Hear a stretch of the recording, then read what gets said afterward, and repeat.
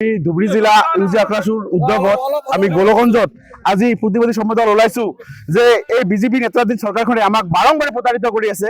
আমাক নিজে মাটি লৈ পেলাই আমাক দিছপুৰত প্ৰতিশ্ৰুতি দিলে যে আমাক অহা এমপি ইলেকশ্যনৰ আগে আগে আমাক জনযোগান কৰিব, কিন্তু আজি এমপি ইলেকশ্যনটো পাৰ হৈ গ'ল, 26ৰ লোকসভা ইলেকশ্যন আহি আছে, কিন্তু আজিলৈকে কোনো প্ৰতিবিধ পোৱা নাই। গতিকে উপায়ন্তৰ হৈ আমি কি নিয়ত জনগোষ্ঠীটোৱে আমাৰ বৃহৎ জনগোষ্ঠীটোৱে বাৰম্বাৰ প্ৰতাৰিত হৈ আছে, কিন্তু এই প্ৰতাৰিত বুলি বাৰে বাৰে আমি হৈ আছি আৰু অসম চৰকাৰখনে আমাক বাৰে বাৰে প্ৰতাৰিত কৰিছে। তাৰ প্ৰতিবাদত অসম চৰকাৰৰ প্ৰতিবাদত এই মিছলীয়া চৰকাৰখনৰ প্ৰতিবাদত আমি জোৰ সমদল ওলাইছো। আমাৰ এই সমদল গোলগঞ্জৰ পৰা আৰম্ভ কৰি অবিভক্ত পৰা প্ৰতিখন জিলাই জিলাই আৰম্ভ হ'ব, অসম চৰকাৰ বিৰোধী প্ৰতিশ্ৰুতি আৰম্ভ হ'ব। আমাক কৌচমুখী জনগোষ্ঠীক যেতিয়ালৈকে জনজাতিকৰণৰ মৰ্যাদা নিদিয়ে তেতিয়ালৈকে অবিভক্ত গোৱালপাৰা অশান্ত থাকিব।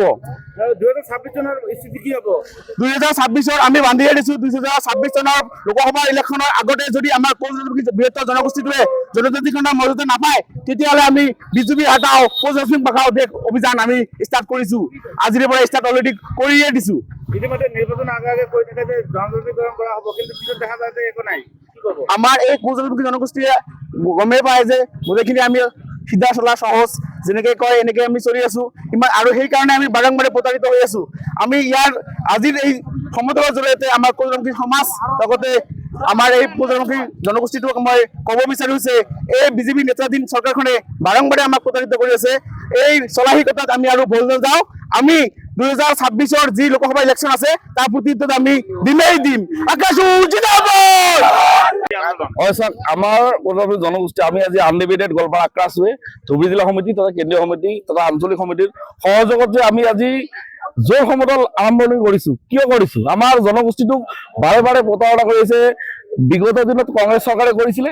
আজি আমাৰ এটা আস্থা আছিলে যে বিজেপি চৰকাৰে আমাক কিজানি এই জনগোষ্ঠীটোলৈ যিটো সময়ত মাননীয় মুখ্যমন্ত্ৰী ডাঙৰীয়াই কয় যে আমি খিলঞ্জীয়া চৰকাৰ, এই খিলঞ্জীয়া চৰকাৰ কোৱাৰ পিছত জাতি মাটি ভেটিৰ কথা কৈ ইহঁতে গতিত আহিলে।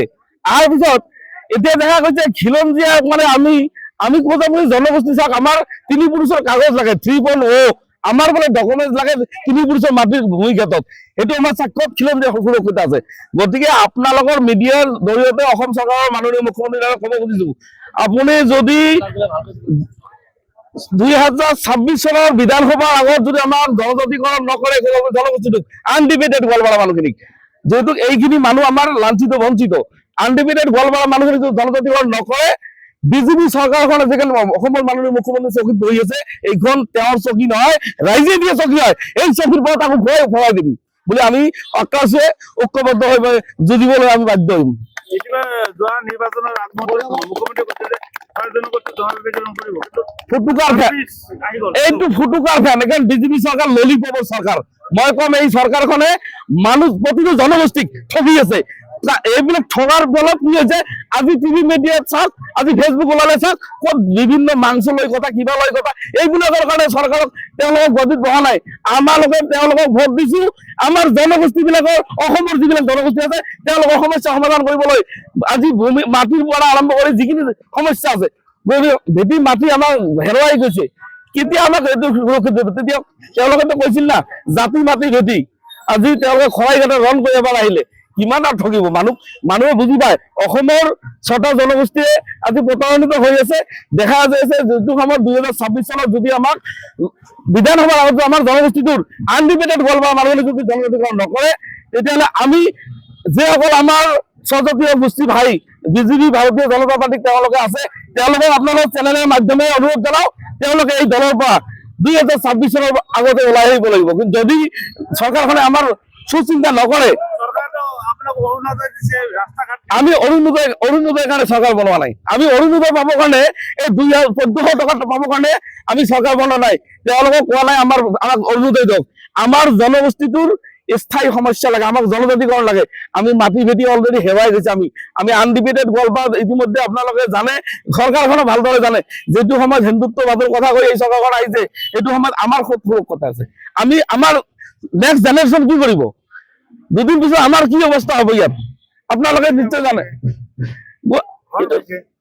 আমি ঘৰৰ কাৰণে তেওঁলোকক আনা নাই, আমাক ঘৰ নালাগে।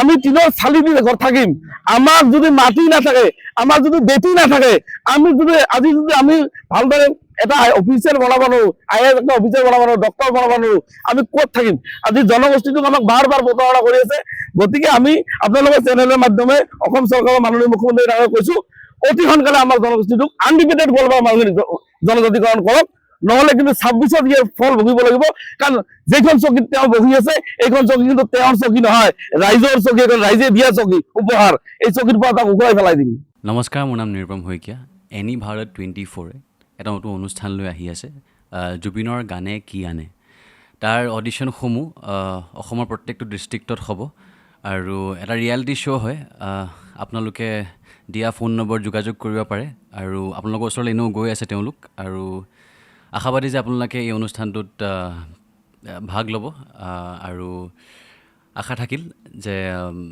আমি খুব সুন্দৰ সুন্দৰ গায়ক দেখিবলৈ পাম ধন্যবাদ